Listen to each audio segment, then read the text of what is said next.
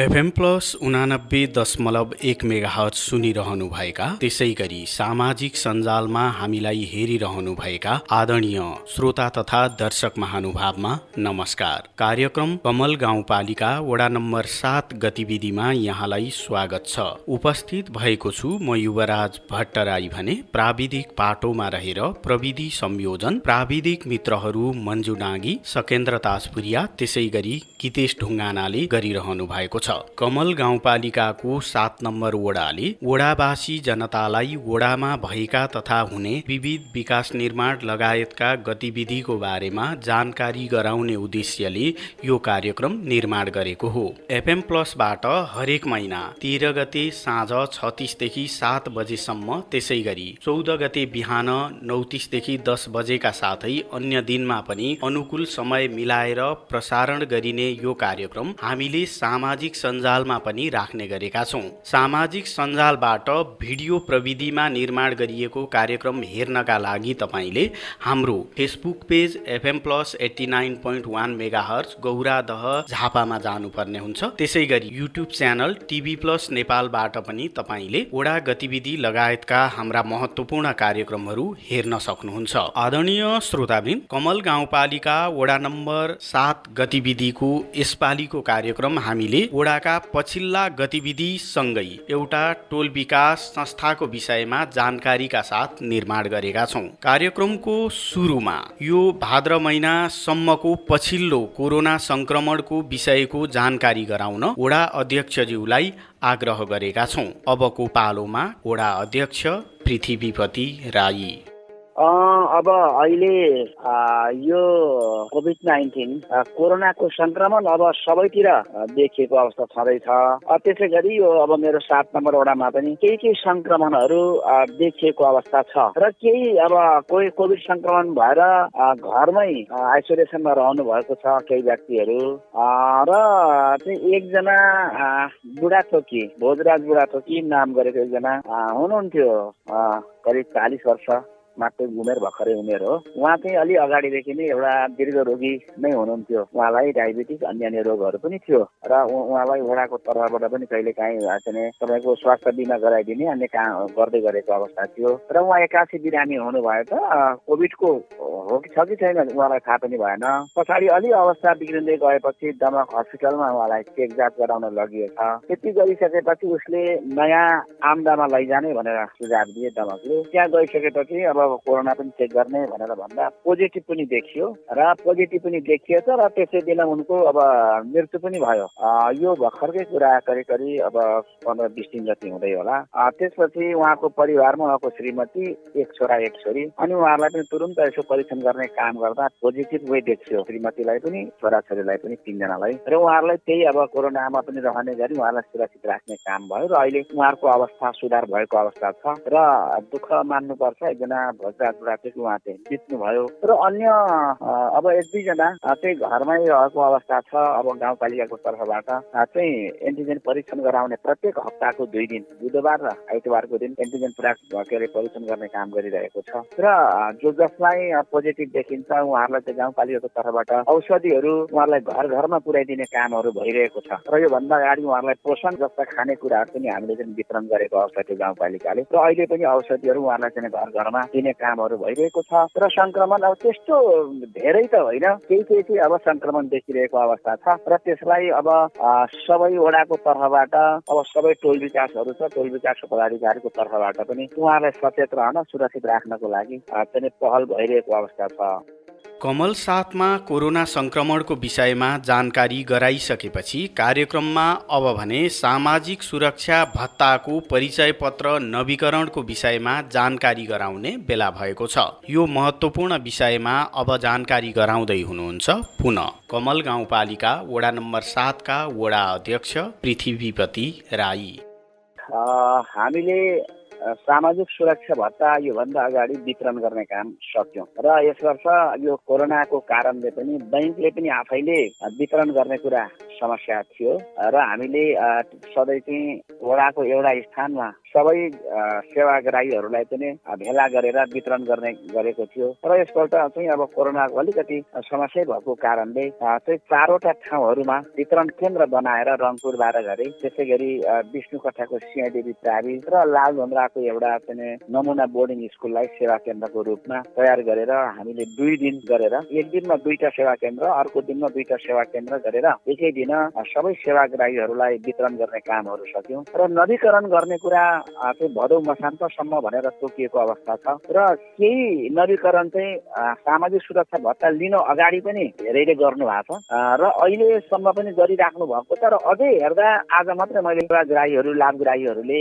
नवीकरण नगरेको देखिन्छ र वडाबाट हामीले पटक पटक सूचना गरिराखेका छौँ उहाँहरूलाई नवीकरण गराउनु होला, नवीकरण गराउन छुट्नु भयो भने तपाईँको यो आउने चाहिँ अब दसैँको बेला आउँछ, यो पहिलो चौमासिक भत्ता रोकिन सक्छ भनेर उहाँहरूलाई हामीले जानकारी गराइराखेका छौँ र टोल विकास मार्फत पनि टोल विकासका पदाधिकारीज्यू मार्फत पनि तपाईँहरूले चाहिँ आफ्नो ठाउँमा खबर गरिदिनु होला भनेर भनिरहेका छौँ। तैपनि केही सेवाग्राहीहरू आउन बाँकी हुनुहुन्छ र हामीले वडाको तर्फबाट सूचना गर्ने कामहरू अहिले गरिरहेको छ र भदौ मसान्तसम्ममा उहाँहरूले चाहिँ कार्यालयमा आएर नवीकरण गराउनु भयो हुन्छ भनेर हामी जानकारी गराइराखेका छौँ।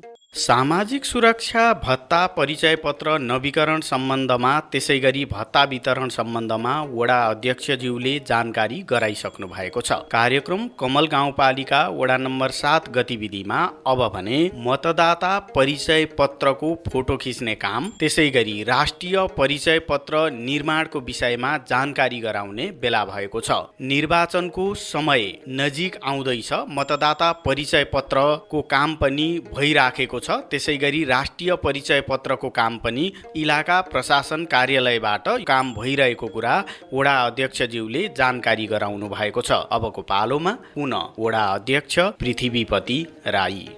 अब यो सन्दर्भमा अहिले चाहिँ यो इलाका प्रशासन कार्यालय दमकमा पनि चाहिँ तपाईँको पहिला छुट भएका, पहिला जो छुट्नुभयो मतदाता परिचय पत्र फोटो सहितको मतदाता परिचय पत्र दर्ता गराउनको लागि जो छुट्नु भएको छ र उहाँहरू र त्यसपछि पछाडि नागरिकता बनेर 18 वर्ष उमेर पुगिसकेका व्यक्तिहरू जसले आफ्नो नाम चाहिँ दर्ता गराउनु भएको छैन फोटो सहितको मतदाता परिचय पत्रमा, त्यो दर्ता गराउनको लागि अहिले इलाका प्रशासन कार्यालय दमकले सुरु गरिसकेको छ र हामी यहाँ केही अब टोल विकास मार्फत सूचना गरिरहेका छौँ। म यहाँकै एफएम मार्फत पनि उहाँहरूलाई के अनुरोध गर्न चाहन्छु भने अब अहिले चाहिँ नि त्यो आफ्नो नाम दर्ता गराउनको लागि सबै वडावासीहरूलाई जो छुट्नु भएको छ र नागरिकता बनिसकेको छ, भर्खरै 18 वर्ष पुगिसक्नु भएको छ भने उहाँहरू समेतलाई आफ्नो नाम दर्ता गराउनको लागि म अनुरोध गर्न चाहन्छु र दर्ता गराउन जाँदा नागरिकता अनिवार्य लिएर जानै पर्छ र नागरिकता अन्य जिल्लाको भएर कतै बसाइसरी आउनु भएको छ र विवाह भएर चाहिँ आउनु भएको छ महिला चेलीहरू भने उहाँहरूको बसाइसराई वा विवाह दर्ता लिएर चाहिँ जानको लागि म अनुरोध गर्न चाहन्छु र त्यसै गरी राष्ट्रिय परिचय पत्र योभन्दा अगाडि नै हामीले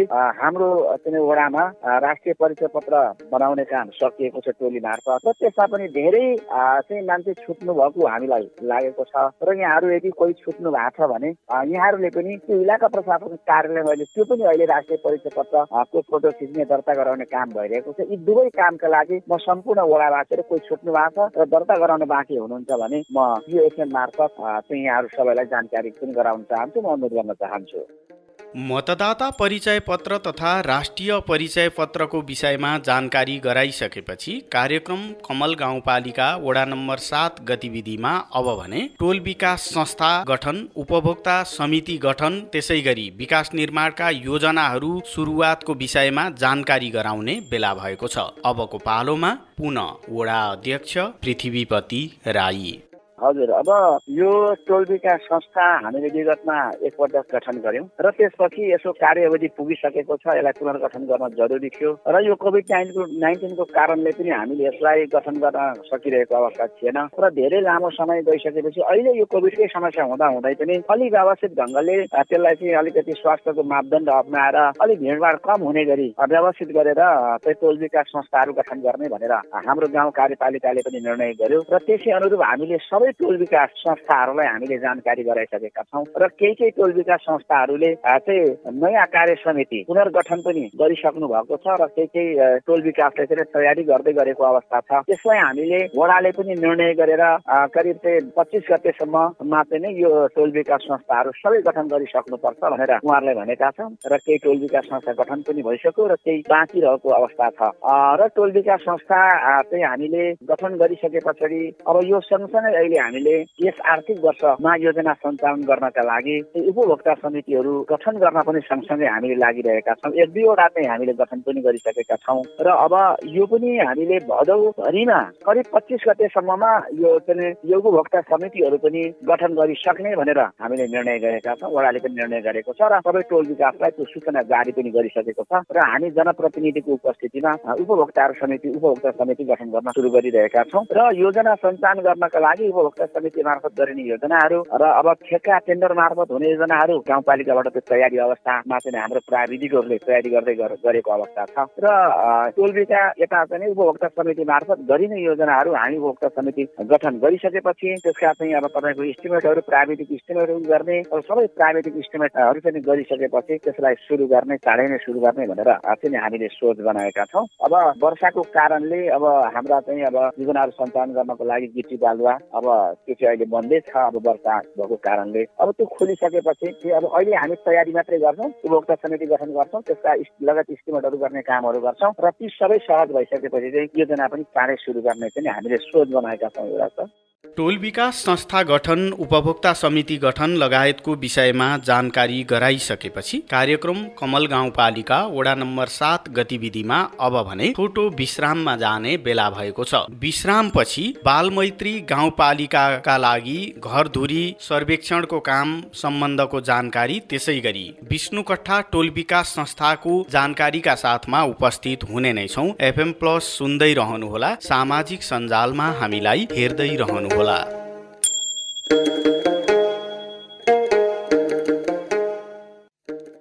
यदि तपाईलाई कोभिड-19 को लक्षण देखिएमा तुरन्तै PCR परीक्षण गराउनुहोस्। यसरी गरिएको परीक्षण पोजिटिभ भएमा तपाई होम आइसोलेसनमा बस्न सक्नुहुनेछ। होम आइसोलेसनमा बस्दा ध्यान दिन पर्ने कुराहरू: दिनमा 3 देखि 4 पटक अक्सिजनको मात्रा जाँच गर्ने, अक्सिजनको स्तर 92% भन्दा बढी भएमा र ज्वरो पनि देखिएमा ज्वरोको औषधि सेवन गर्ने, तर अक्सिजनको स्तर 92% भन्दा कम भएमा अनिवार्य चिकित्सकसँग परामर्श लिने। परामर्शका लागि 1133 वा 1115 सम्पर्क गर्ने। चिकित्सकको सल्लाह बिना जथाभावी औषधि सेवन नगर्ने। पर्याप्त मात्रामा पोषिलो तथा झोलिलो खानेकुरा खाने। कोठामा बस्दा झ्याल वा भेन्टिलेसन खुल्ला राख्ने। आफूलाई सृजनात्मक काममा व्यस्त राख्ने र स्वास्थ्य कर्मीसँग नियमित परामर्श गरिरहने।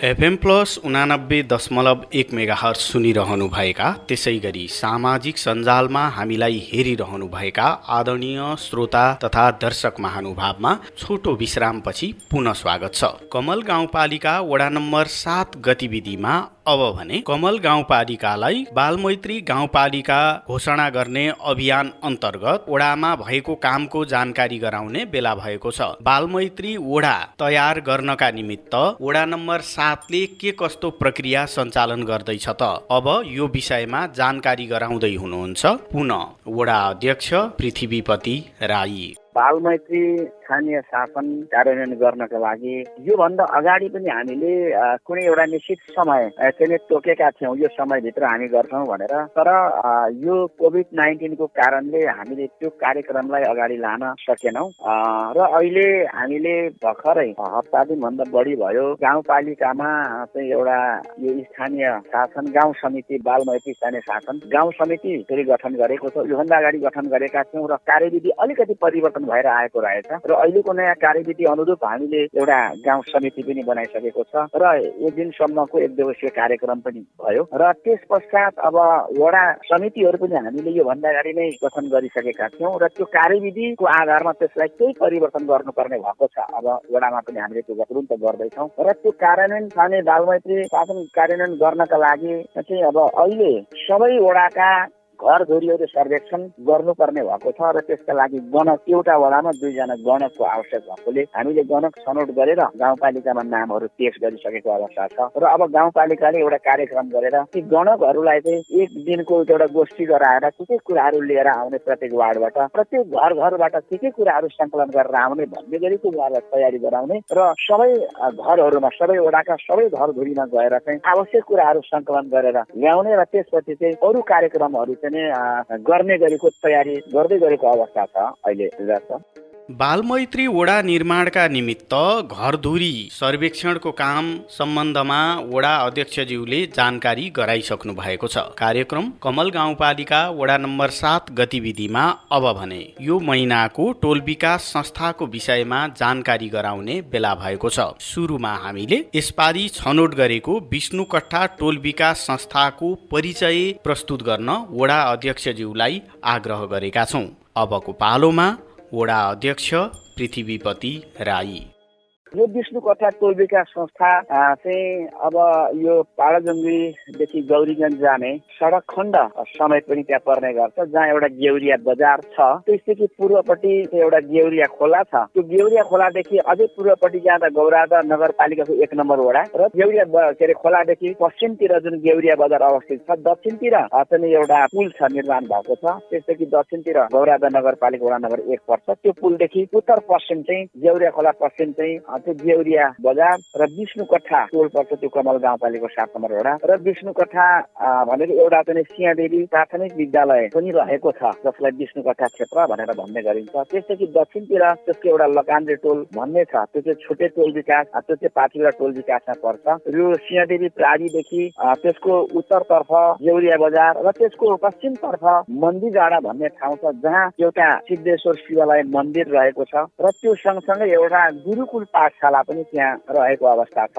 र त्यसको नजिकै ज्येष्ठ नागरिक भवन पनि 2-3 कोठाको बनाउने काम भएको छ र त्यो क्षेत्र पनि त्यही विष्णुकट्टा टोल विकास क्षेत्रभित्र रहन्छ र त्यो सँगसँगै मन्दिर डाँडाको पूर्वतर्फ र गेउरिया बजारको थोरै पश्चिम उत्तर एउटा पूर्वाञ्चलकै एउटा हाम्रो आयुर्वेदिक अस्पताल त्यो चाहिँ निर्माण लगभग सम्पन्न भइसकेको अवस्था छ र अब त्यसका चाहिँ अन्य आवश्यक कुराहरू चाहिँ त्यहाँ व्यवस्थापन गर्ने कुरा बाँकी रहेको छ। त्यो ठेक्का मार्फत ठेकेदारले काम सम्पन्न गरिसकेर त्यो चाहिँ गाउँपालिका मार्फत प्रदेश सरकारलाई जिम्मा लाउने काम लगभग भएको छ र प्रदेश सरकारबाट त्यो सञ्चालन गर्ने गरेको त्यो एउटा आयुर्वेदिक अस्पताल रहेको छ र त्यो सँगसँगै मैले भने गेउरिया बजार छ। त्यहाँ चाहिँ बजार अलि यो 7 नम्बर वडाको अलि राम्रै बजार त्यसलाई मान्नुपर्छ। त्यहाँ चाहिँ धेरै मानिसहरू व्यवसाय गरेर पनि गर्ने त्यहाँ गरेको स्थिति छ र नजिकै अब त्यो चाहिँ आयुर्वेदिक अस्पताल यदि सञ्चालन चाहिँ सुरु भयो भने त्यहाँ चाहिँ अब धेरै मानिसहरूले रोजगारी पाउने सम्भावना पनि छ र त्यसैले पनि त्यो विष्णुकट्टा टोल विकास